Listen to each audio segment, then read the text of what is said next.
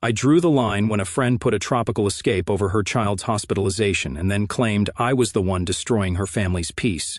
Reagan and I were inseparable from the moment we met at 12, two gangly girls bonding over shared secrets under the bleachers during middle school recess in our small Seattle suburb.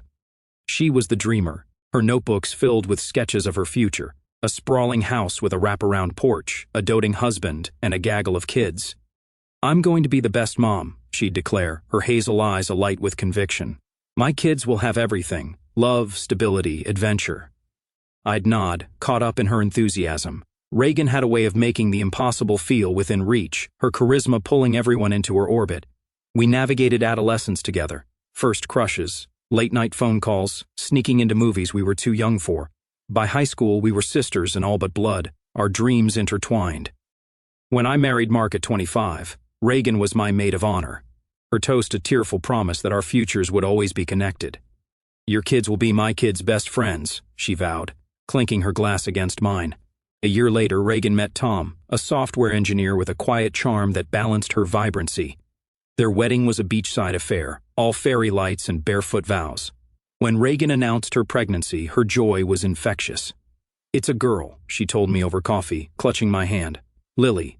"Isn't that perfect?" I squealed, already imagining our children growing up together. Lily arrived on a crisp autumn morning, and Reagan transformed into the mother she'd always dreamed of being. She sent me endless photos. Lily's first smile, her tiny hands grasping Reagan's finger, the nursery painted in soft pinks and yellows. "She's my world," Reagan gushed. "I was born for this." 2 years later, my daughter Emma was born, and from the start, the girls were inseparable. Playdates became sleepovers, their giggles filling our homes. Reagan and I would watch them, sipping wine, joking about their future as roommates or business partners. "They're sisters in another life," she'd say, her voice warm with certainty. But cracks appeared early, subtle at first. When Lily was 5, Tom left, citing irreconcilable differences. Reagan spun a heartbreaking tale of abandonment, painting herself as the struggling single mom.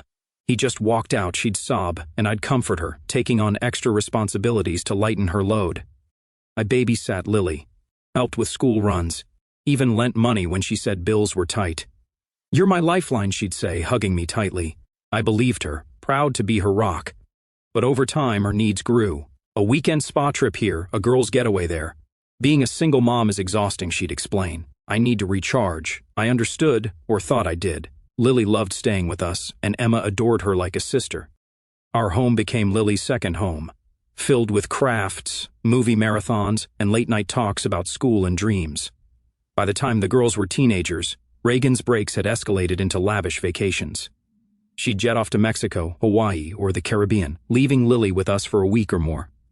"You're so good with her," she'd say, dropping off a suitcase. "She loves your house." And Lily did. She'd settle into our guest room, her artwork pinned to the walls, her laughter blending with Emma's. Mark treated her like a second daughter, teaching her to grill or helping with math homework. "She's a great kid," he'd say. "Deserves the world." I agreed, though I noticed Lily's smiles were sometimes forced, her eyes distant when she talked about home. "Mom's been busy," she'd say, shrugging. I chalked it up to teenage moodiness. "Last summer," Reagan called, her voice electric. "I'm finally doing it. Bali. A week of beaches, yoga, no stress. Can you watch Lily? She's 15, practically self-sufficient." I laughed. "Of course. When do you leave?" 2 days. You're a lifesaver."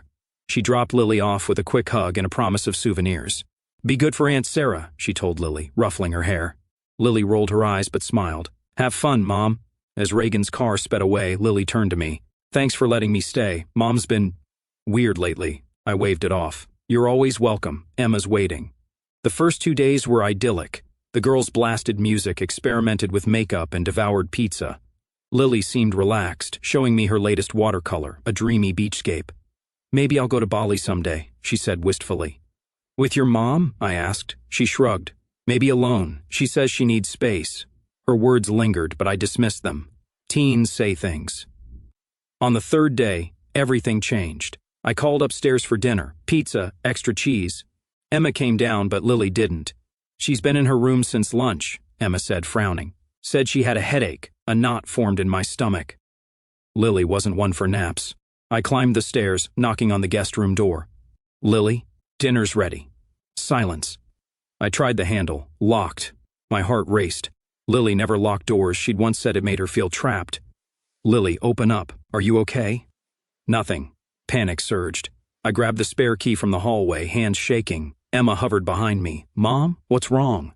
The door opened, and the world stopped. Lily lay on the bed, barely breathing, her face pale. Empty pill bottles littered the nightstand, painkillers, allergy meds, old prescriptions. A folded note clutched in her hand. No, I whispered, rushing to her side. Her pulse was weak, her skin clammy. Call 911, I shouted. Emma dialed, sobbing as she spoke to the dispatcher. I checked Lily's breathing, shallow but there. Stay with me, baby girl, I murmured, stroking her hair. The note fell open. I'm sorry. I can't do this anymore. Tell Mom I love her, but I'm too much of a burden. Ambulance sirens pierced the air. Paramedics swarmed, asking questions. What did she take? How long ago? I listed the bottles, grabbing Lily's backpack for clues. Emma clung to me, whispering, Is she going to die? No, I said, voice firm despite my fear. She's strong. A neighbor arrived to watch Emma, and I rode in the ambulance, holding Lily's hand, praying. At the ER, doctors whisked her away for stomach pumping. I paced, replaying the day. Had I missed signs? Lily had seemed happy, laughing with Emma just yesterday. But there were hints, her quiet moments, her distant stares.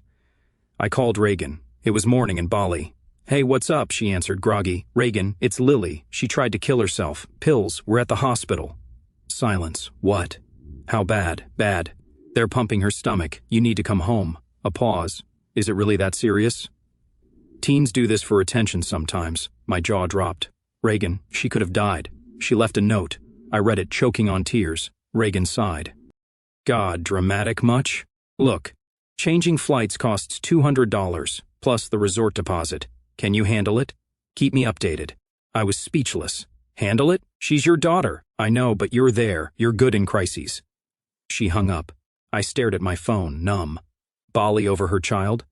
I texted updates hourly. Lily stable, monitoring for organ damage, psych evaluation pending. Reagan's replies were curt. K, thanks, a beach emoji. Her Instagram showed cocktails and sunsets. Living my best life, #Bali vibes. Fury mixed with disbelief. How could she? Lily woke the next morning scared and groggy. Aunt Sarah, she whispered. I held her hand. You're safe. Tears spilled. I'm sorry. Everything felt too heavy. We talked, school stress, feeling invisible at home. Mom's always on her phone or planning trips. Says I'm too needy. My heart broke. You're not a burden, ever. I called Reagan again. Lily's awake. She needs you. Great. Tell her I love her. Flights are still crazy, though. She almost died. I know, but nurses are there. You don't need to stay every night. I hung up, shaking. I took vacation days, sleeping in the hospital chair, holding Lily's hand through nightmares. Emma visited, bringing drawings. Lily opened up. Reagan's criticism, her absences, the feeling of being unwanted. She says I'm too much. One night she sobbed. Why doesn't she love me enough to come back? I had no answer, just held her. Reagan returned a week later, tanned, breezy. She hugged Lily awkwardly. Glad you're okay, kiddo. Where's my luggage? I explained the recovery plan. Therapy, meds. Reagan's face darkened. You're acting like I'm a bad mom. It was probably for attention. A sob from the hallway, Lily overheard. Reagan barely flinched. See? Dramatic. I exploded. You chose Bali over your dying daughter. Reagan scoffed. She wasn't dying. Teens are dramatic. We screamed, me calling her selfish, her accusing me of overstepping. You're trying to steal my child. She grabbed Lily's bag. We're leaving. Lily locked herself in the bathroom, sobbing. Reagan called the police, claiming kidnapping. Officers arrived, Chen and Martinez. Reagan ranted, she's keeping my daughter. I explained the suicide attempt, Reagan's absence. But legally, Reagan had custody. Lily was forced to go, her eyes pleading. Stay away, Reagan warned. You've done enough. Friends texted. Reagan painted me as obsessive. Calls went unanswered. Reagan confronted Emma at school. Stay away from Lily. Lily missed school. Reagan isolated her. I called Reagan's mom. Blocked. Then notes appeared in Emma's locker. Lily begging for help. Describing Reagan's rage. We responded secretly, but Reagan found out, filing a restraining order claiming harassment. Desperate, I contacted Catherine, Reagan's estranged sister. I've seen her patterns, she said. Reagan had manipulated family before, cutting Catherine off after lies. We planned to expose Reagan at a family reunion. With evidence, texts, hospital records. Lily's notes. We confronted her. Reagan denied, deflected, but snapped. I deserved a break from her. Family turned. Reagan lunged, scattering papers, then fled. Reagan went nuclear online, suing me for defamation, harassing us. Lily attempted again, blaming Reagan in hospital. We found them at a cabin. Police intervened after Lily ran to them. Custody, hearing evidence overwhelming. Catherine got custody. Reagan vanished but lurked. Cars outside. Threats. A year later, Lily thrived with Catherine. Reagan was spotted occasionally watching. We documented. Vigilant. Lily's art flourished. She healed. Revenge wasn't sweet. It was necessary. For Lily, we'd fight forever. The air in our Seattle suburb always carried a hint of pine, a reminder of the forests that hug the city's edges. Reagan and I grew up running through those woods, inventing stories of adventure, dreaming of lives bigger than our cul-de-sac. At 12, we were opposites. She the dreamer with her wild plans, me the planner who kept us grounded. Yet we fit. By high school, we were a unit. Reagan and Sarah, never one without the other. She dragged me to parties. I'd make sure we got home safe. When I went to college for accounting, she cheered me on, even as she chased her own path in graphic design. We're going to rule the world, she'd say, her grin infectious. Marriage came for me first. Mark, steady and kind, proposed after 3 years of dating. Reagan planned my bachelorette party, a chaotic night of karaoke and too much wine. At the wedding, her toast brought everyone to tears. Sarah's the sister I chose. Her kids will be my kids' family. I believed her. A year later, she married Tom, a quiet man who seemed to balance her fire. Their daughter, Lily, arrived soon after, and Reagan was radiant. She's perfect, she'd whisper, rocking Lily in her arms. When Emma was born, Reagan was at the hospital, bringing balloons and a tiny onesie that said best cousin. Our daughters became inseparable, their bond mirroring ours. Lily and Emma shared toys, secrets, and dreams, their laughter filling our homes. But Tom's departure when Lily was 5 shifted something. Reagan's stories of his abandonment were dramatic, tearful. He left us with nothing, she'd say. I stepped in, babysitting, grocery runs, small loans. You're my savior, she'd tell me. I didn't mind, helping felt natural. But her breaks grew frequent, weekend getaways, then week-long trips. Single moms need to recharge, she'd say. Lily spent more time with us, her suitcase a fixture in our guest room. Mark and I didn't mind. Lily was family, she's got your spark. Mark would tell her, teaching her to flip pancakes. Emma and Lily would stay up late planning their futures. Lily wanted to be an artist, Emma a veterinarian. By the time the girls were teenagers, Reagan's trips were extravagant. She'd return with stories of sunsets in Cancun or surf lessons in Maui, while Lily settled into our routine. I noticed changes. Lily's smiles less frequent, her eyes often distant. Mom's stressed, she'd say when I asked. I brushed it off, assuming it was teenage angst or Reagan's demanding job. Last summer, Reagan's call was no surprise. Bali, she announced.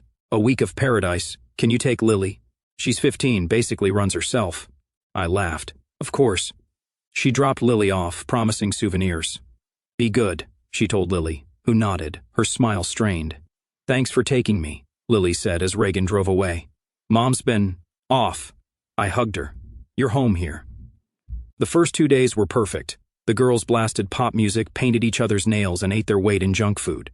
Lily showed me her latest watercolor, a vibrant beach scene. Maybe I'll see a real one someday, she said. Bali? I asked. She shrugged. Alone, maybe. Mom needs her space. Her words nagged at me, but I let it go. Day 3 broke everything. I called for dinner, pizza, extra cheese. Emma came down, but Lily didn't. She's been in her room, Emma said, frowning. Said she had a headache. My stomach twisted. I knocked on Lily's door, locked. Lily, you okay? Silence. Panic surged. I grabbed the spare key, hands trembling. Emma followed, eyes wide. The door opened, revealing Lily, barely breathing, surrounded by empty pill bottles. A note in her hand. I'm sorry. I'm too much. Tell Mom I love her. Call 911, I shouted, checking her pulse. Weak. Emma dialed, sobbing. Paramedics arrived, questions flying. What did she take? I listed bottles, grabbing Lily's backpack. A neighbor took Emma. I rode in the ambulance, holding Lily's hand. At the ER, doctors rushed her away. I paced, guilt gnawing. Had I missed signs? Lily had laughed with Emma yesterday, but now I remembered her quiet moments, her forced smiles. I called Reagan, morning in Bali. Lily tried to kill herself, I said, voice breaking. Pills, hospital, silence. How bad? Bad. Come home. A pause. Teens do this for attention. Flights are $200. Keep me updated. I froze. "She's your daughter. You're there. You've got this." She hung up. I stared at my phone, fury rising. Her Instagram glowed with beach selfies, Bali vibes. Lily woke the next day, fragile. "I'm sorry," she whispered. Everything felt too heavy. We talked. Her mother's distance, school pressures. "Mom says I'm needy." I held her. "You're not." I called Reagan. "Lily's awake. She needs you. Tell her I love her. Flights are crazy. She almost died. Nurses are there," she said, hanging up. I took vacation days sleeping in the hospital, holding Lily through nightmares. Emma brought drawings, cheering her up. Lily confessed. "Mom says I'm too much. She needs breaks from me." Reagan returned a week later, tanned, breezy. "Glad you're okay, kiddo," she told Lily, barely hugging her. "Where's my luggage?" I explained the recovery plan. Reagan snapped. "You're acting like I'm a bad mom." It was for attention. Lily overheard, sobbing. Reagan scoffed. "Dramatic." I exploded. "You chose Bali over your dying daughter." "She wasn't dying," Reagan retorted. We screamed her, accusing me of stealing Lily. She grabbed Lily's bag. "We're leaving." Lily locked herself in the bathroom, refusing. Reagan called the police, claiming kidnapping. Officers Chen and Martinez arrived. Reagan ranted, "She's keeping my daughter." I explained the truth. But Reagan had custody. Lily was forced to go, her eyes pleading. "Stay away," Reagan warned. Friends texted. Reagan's lies painted me as obsessive. She confronted Emma at school. "Stay away from Lily." Lily vanished from school. Reagan isolated her. I called Reagan's mom, blocked. Then Emma found notes in her locker. Lily's desperate pleas. We responded secretly, but Reagan discovered them, filing a restraining order. I found Catherine, Reagan's estranged sister. "She's manipulative," Catherine said. "Cut me off with lies." We planned to expose Reagan at a family reunion. With evidence, texts, records, notes. We confronted her. Reagan denied, then snapped, "I deserved a break." Family turned. She lunged, scattering papers, and fled. Reagan went nuclear online, suing me, harassing us. Lily attempted again, blaming Reagan. We found them at a cabin. Lily ran to police. Custody hearing. Catherine won custody. Reagan vanished but lurked, cars outside, threats. A year later, Lily thrived, her art shining. Reagan watched from afar, a shadow. We documented, vigilant. For Lily, we'd fight forever. As I sit in the quiet of my new apartment, the Seattle skyline stretching out like a glittering promise beyond the floor-to-ceiling windows, I finally allow myself to unpack the storm of emotions that has raged inside me for the past year. This place is a fresh start. Clean lines, neutral tones, a view of Puget Sound that calms my racing thoughts. But even here, in this sanctuary, I've carefully chosen to symbolize renewal. The memories creep in. The relocation wasn't just about physical distance from Reagan's lurking shadow. It was about reclaiming my mental space, building walls around my heart that she could no longer breach. Yet, as I trace my fingers along the cool glass, watching the ferries cut through the water below, I realize that true healing isn't in the address change. It's in facing the whirlwind of feelings that her betrayal unleashed. The anger hits first, as it always does, a searing, unrelenting fire that starts in my chest and spreads like wildfire through my veins. How could Reagan, the woman I'd called my sister for over 3 decades, choose a beach vacation over her own daughter's life? The image of her Instagram posts, those carefree selfies with cocktails in hand, captioned "Living my best life," while Lily lay in a hospital bed fighting for every breath, still makes my hands clench into fists. I remember the phone call, my voice breaking as I begged her to come home, only for her to dismiss it with a casual complaint about flight costs. $200. That's what Lily's life was worth to her? The anger isn't just for Lily, though that's the sharpest blade. It's for the years I wasted defending Reagan, making excuses for her absences, her selfishness. I was her enabler, always stepping in with "she's going through a lot" or "single motherhood is hard." But now, in hindsight, I see it for what it was. A pattern of neglect disguised as independence. The anger boils when I think of how she turned on me, painting me as the villain in her twisted narrative, suing me, harassing my family. She didn't just abandon Lily. She tried to destroy anyone who exposed her. Some nights, I paced this apartment, muttering curses under my breath, wishing I could confront her one last time, force her to see the devastation she caused. But anger is exhausting, a flame that consumes without warming, and eventually it simmers down to embers, leaving room for the grief to flood in. Grief is quieter but deeper, a vast ocean that pulls me under without warning. I grieve the loss of the friendship that defined so much of my life. Reagan wasn't just a friend, she was my confidant, the one who knew my secrets from adolescence to adulthood. We shared first loves, heartbreaks, the joy of motherhood. I remember our late-night talks in college dorms, planning our futures, vowing to be there for each other's kids. When Emma was born, Reagan was the first to hold her after Mark and me, tears in her eyes as she whispered, "She's perfect, just like her mom." How did that woman become the one who saw her own daughter as a burden? The grief is for Lily, too, the innocent caught in her mother's web. I think of her wide eyes in the hospital, asking why her mom didn't come, and my heart aches. Lily deserved a mother who fought for her, not one who prioritized a resort deposit. I grieve the innocence Emma lost, watching her best friend suffer, facing Reagan's wrath at school, her locker defaced with liar. My daughter grew up too fast because of this, and that loss stings. Grief washes over me in waves, during quiet mornings with coffee, or late nights when the city lights blur through tears.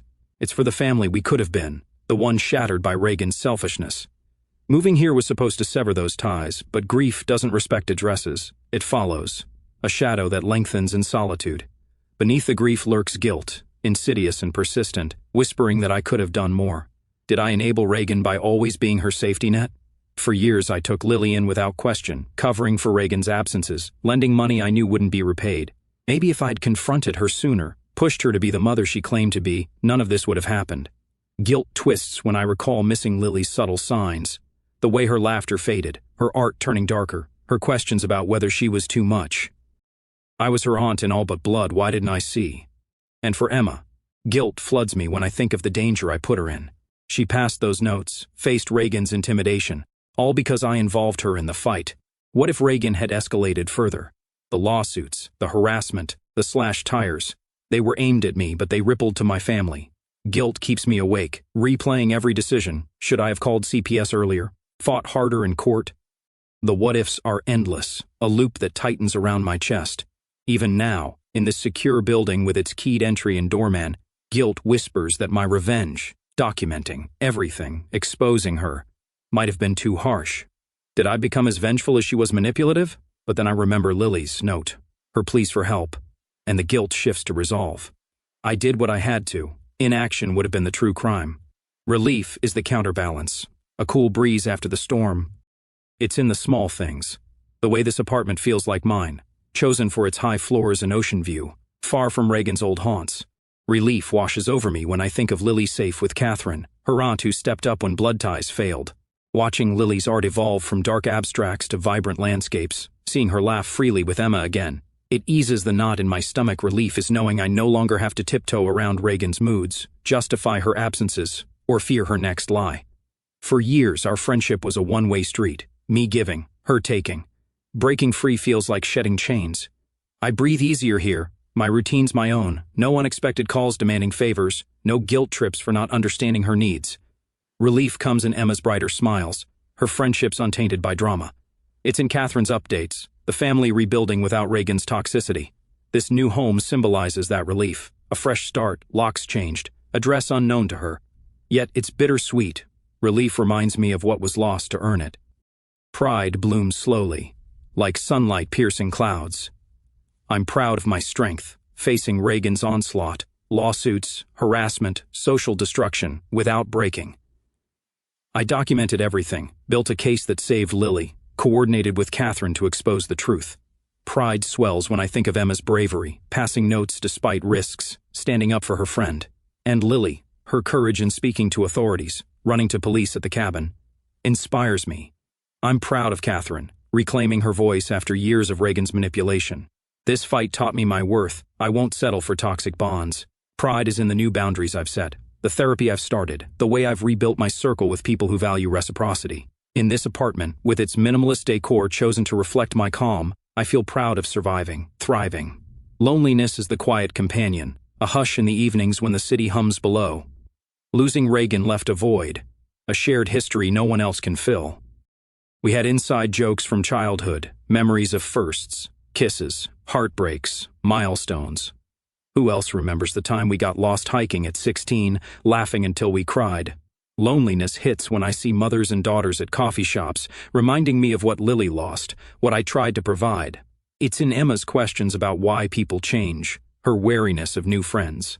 Even with Catherine and Lily close, the loneliness of betrayal lingers, a reminder that trust is fragile. Nights here, with the sounds gentle waves, I feel isolated, wondering if I'll ever fully open up again. But loneliness teaches resilience, pushing me toward new connections, book clubs, art classes, small steps toward filling the gap. Hope is the light at the end, tentative but growing. Hope that Lily will heal fully, her art a testament to her strength. Hope that Emma will carry this with wisdom, not scars. Hope for Catherine's family, rebuilding. Even for Reagan, hope she seeks help, though her lurking shadows suggest otherwise. Hope in my new life, this apartment a symbol of independence. I hope for love without conditions,